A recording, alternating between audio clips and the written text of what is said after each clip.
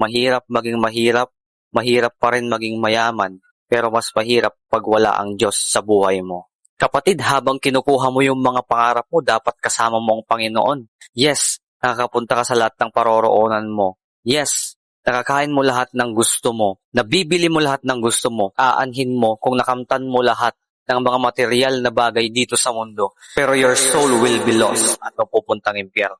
Kaya kapatid, magpasalamat ka kapag may nagtutuwid sa'yo. Sabi nga ng Bible, ang kasinungalingan ay masarap pakinggan, pero magdadala sa'yo sa kapahamakan.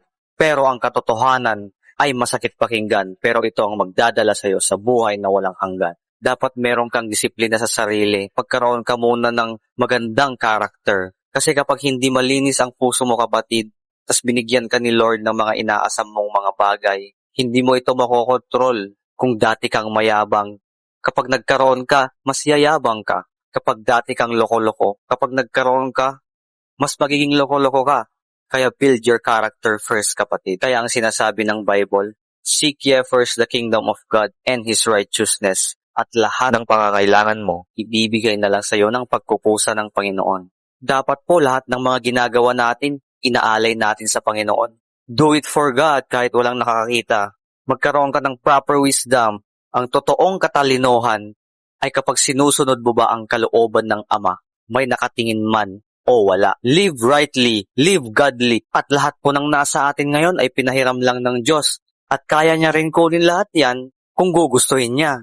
Maganda po ang may plano. Kahit hadlangan ni Satanas ang mga plano mo, matutupad yan at matutupad basta gustuhin ng Panginoon. Pero kapag ang plano na yan ay lumalayo ka na sa Panginoon, ay ikaw din po ang mahihirapan habang tumatagal. Uso na po kasi ngayon ang sumunod sa kalayawan ng mundong ito.